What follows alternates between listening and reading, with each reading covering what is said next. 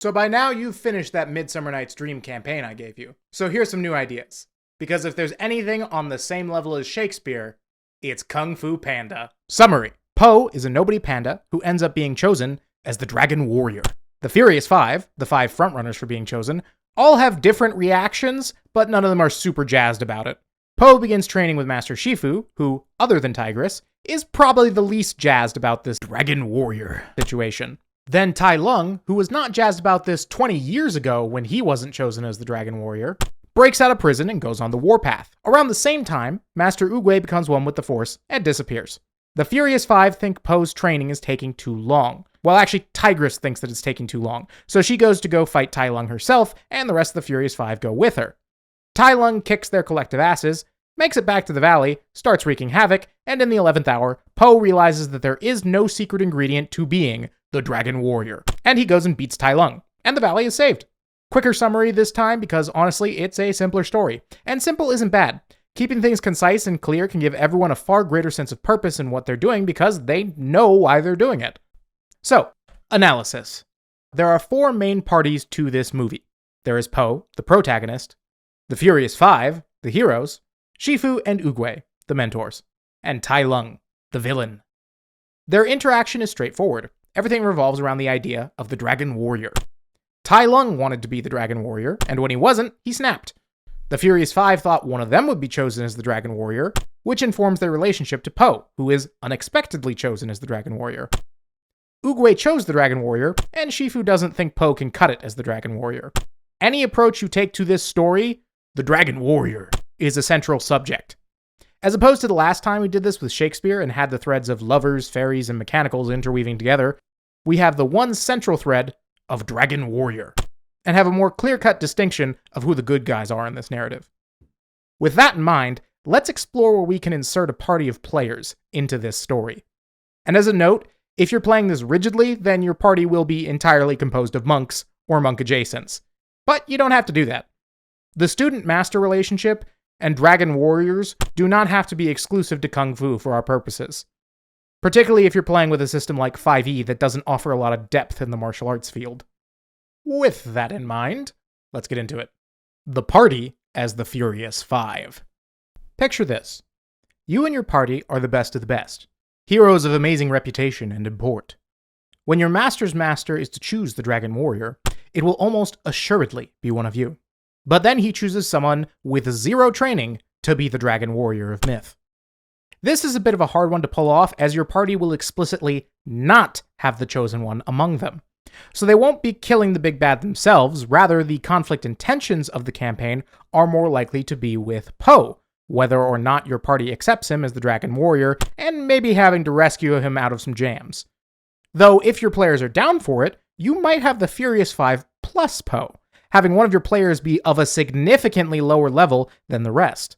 This creates a power imbalance that, while potentially unfun, could be interesting to explore, though I wouldn't recommend keeping such an imbalance for long.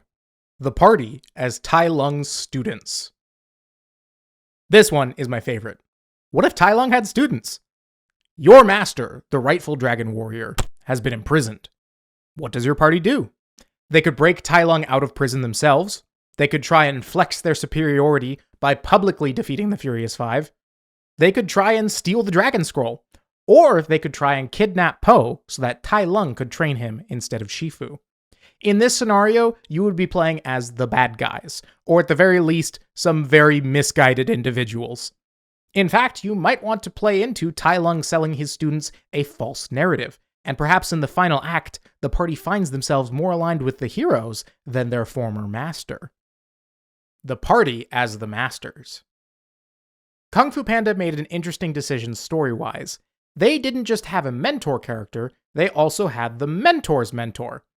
Shifu is not a usual mentor because even though he is a master of Kung Fu, he still needs to develop as a mentor to Po and his students. In other words, Shifu isn't just the teacher in this scenario, he is also developing as a character himself. So, what if you had a party of Shifus? Masters who excel in what they do, and each have their own students they teach. Your party might be competing for who will be the one to train the Dragon Warrior, and you may have to manage infighting between your party members' respective Furious Fives, who all have different feelings on Poe. You might even do an inverse of the Furious 5 plus Poe scenario, where you have one player be playing Oogway and be a higher level than the other players. Once again, a level imbalance is difficult to pull off, but if your players are down for it, there is potential there. The party as Poe. Poes, plural. So the thing is with this, you need to make the Dragon Warrior into Dragon Warriors, which at first seems easy, but struggles when you look at what Poe's conflict is.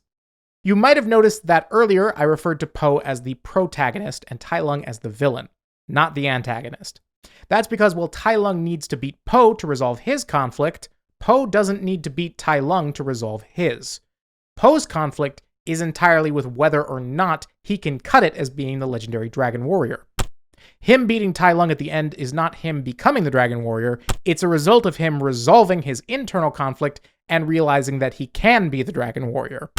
Him beating Tai Lung is a result of Poe already triumphing in the narrative, and while not meaningless, is mostly just a piece of spectacle to solidify Poe as now being the Dragon Warrior. So if you make it Dragon Warriors, plural, you need to have that conflict times however many players there are at the table.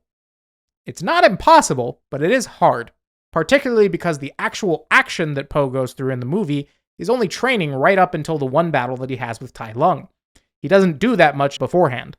So inherently, by having a party of Dragon Warriors, you are going to be lessening the overall impact of the concept, because you will have multiple Dragon Warriors, making the title less exclusive, and by consequence of being the player characters, those Dragon Warriors will be doing much more in the narrative much sooner in the story.